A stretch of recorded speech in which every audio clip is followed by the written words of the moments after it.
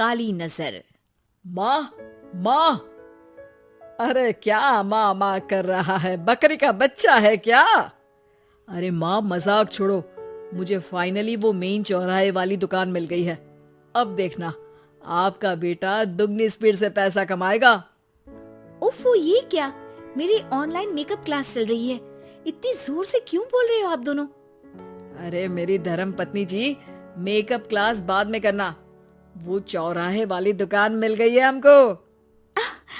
अरे वाह! रुको, मैं अपनी माँ को फोन लगाकर बता देती हूँ। अरे मैं भी अपने रिश्तेदारों को बता देती हूँ। कितनी खुशी की बात है। हाँ हाँ, मैं भी अपने दोस्तों को बता देता हूँ। 1 हफ्ते बाद रजिस्ट्री है। बस घर में खुशी का मौका था। उन तीनों ने अपने अपने फोन उठाए और लोगों में बात फैलाना शुरू कर दिया।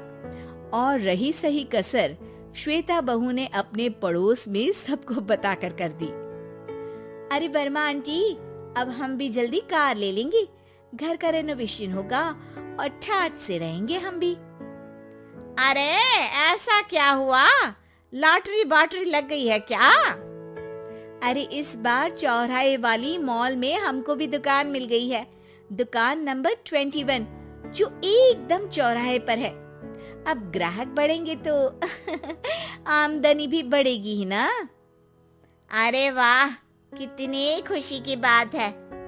मैं बहुत खुश हूँ तुम्हें इतना खुश देख के।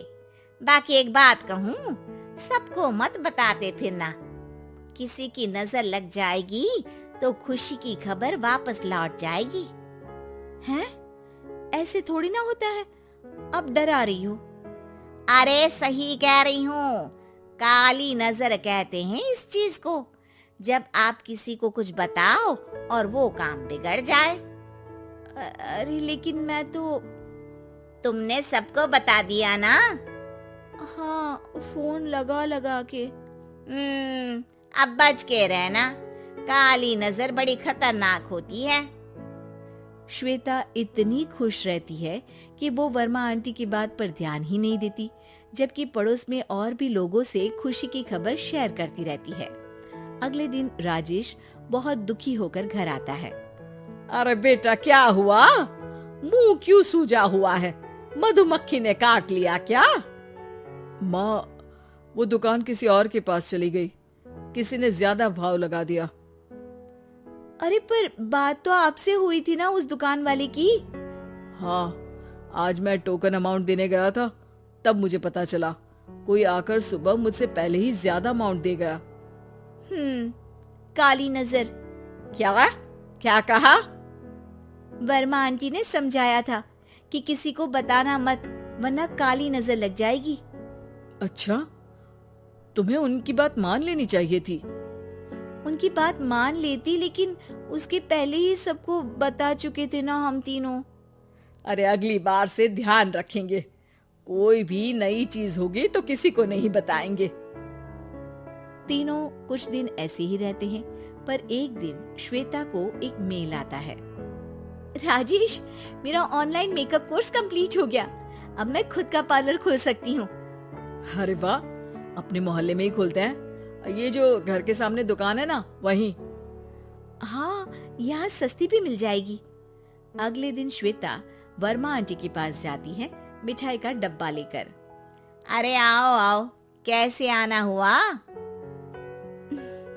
जोर से नहीं बोलूंगी। वो सामने वाली दुकान है ना, वहाँ मैं अपनी पार्लर की दुकान खोलने वाली हूँ, उसकी मिठाई है। अरे वाह, बहुत बधाई हो तुमको। हाँ, मैं कमाने लगूंगी तो राजेश पर पूरे घर का बोझ नहीं रहेगा ना आंटी जी। ये तो है, पर ये बता कि तूने ये बात किसी और को तो नहीं बताई ना? अरे नहीं नहीं, पिछली बार गलती कर दी थी। काली नजर लगी किसी की और राजेश के हाथ से वो दुकान चली गई थी। सबको मत बताना। चलो मैं चलती हूँ, कल दुकान की बात करने भी तो जाना है। अगले दिन श्वेता दुकान के लिए मालिक से बात करने जाती है। अरे लेकिन दुकान तो हम कल रात को ही किसी को दे चुके हैं। कल ही? हाँ, कल ही। 2 दिन बाद कोई यहाँ पार्लर भी खोल लेगा। अब कहीं और दुकान देख लीजिए। अरे पर हमको भी तो पार्लर ही खोलना था। हाँ भाई, एक ही दुकान है, आधी आधी तो नहीं दे सकता ना मैं। राजेश और श्वेता घर पर हताश होकर आ जाते हैं। इस बार तो किसी को बताया भी नहीं था, अब किसकी काली नजर लग सकती है? सुनो, तुमने माँ को बताया था क्या? अरे कैसी बात कर रही हो, माँ की नजर थोड़ी ना लगेगी। पक्का तुमने किसी को नहीं बताया था ना? सिर्फ वर्मा आंटी को बताया था, उन्होंने ही मुझे किसी को नहीं बताने को कहा। अरे यार, तुम भी सही हो, मेरी माँ को नहीं बताने को कह रही हो, पर वर्मा आंटी को बताना तुम्हें जरूरी लगा। अरे वर्मा आंटी ने ही तो काली नजर के बारे में बताया था ना, वो हमेशा हमारा भला ही तो चाहती हैं। मेरी माँ भी हमारा भला ही चाहती है। अरे पर चिल्ला क्यों रहे हो? बात नहीं कर सकते क्या आराम से? नहीं आता वो आराम से बात करना, और करना भी नहीं चाहता हूं मैं। दुकान जाने का दुख गुस्से में बदल गया था और राजेश और श्वेता में बात बंद हो गई थी। 2 दिन बाद मोहल्ले में पार्लर का इनॉग्रेशन हुआ, जिसमें मोहल्ले के सभी लोगों को बुलाया गया, पर श्वेता, राजेश और माँ नहीं जाते। माँ, अंदर आ जाओ, क्या देख रही हो? अरे नया पार्लर देख रही हूँ अपने आंगन से। देखो, माँ को दूसरे का सुख देखने में कितना मजा आ रहा है, मेरा दुख नहीं दिख रहा इन्हें। यहाँ मेरा पार्लर भी तो हो सकता था। अरे चुप रहो यार, हर बात में लड़ाई क्यों ढूंढ रही हो? राजेश और श्वेता फिर बहस करने लगते थे। तभी माँ ने दोनों को बाहर बुलाया। अरे जरा देखो तो, दुकान चलाने वाले का बोर्ड पर नाम क्या लिखा है? श्रुति वर्मा। गाड़ी निकाले बेटा, हमें कहीं जाना है। काली नजर का इलाज कराने। राजेश अपनी बाइक निकालता है। तीनों ट्रिपलिंग कर रहे हैं। माँ राजेश को उस मॉल वाली दुकान पर लेकर जाती है जहाँ राजेश अपनी दुकान खोलने वाला था। यही दुकान लेना चाहता था ना तू? हाँ, पर इनको भी दुखी करने लेकर आई हो क्या यहाँ पर दुकान दिखाकर? वहाँ काफी नहीं था? अरे श्वेता, थोड़ा सब्र रख, अभी पता चलेगा कि हम यहाँ क्यों आए हैं। बता, इस दुकान चलाने वाले का नाम क्या है? अनुपम वर्मा। कुछ समझ में आया? वो दुकान वाली श्रुति वर्मा, ये दुकान वाला अनुपम वर्मा, और हमारे पड़ोस में हमने उस दुकानों के बारे में बताया किसको था? अब वर्मा आंटी को। मतलब वर्मा आंटी ही हमारा काम बिगाड़ रही है? नहीं नहीं, ऐसा नहीं हो सकता, ये बस इत्तेफाक है।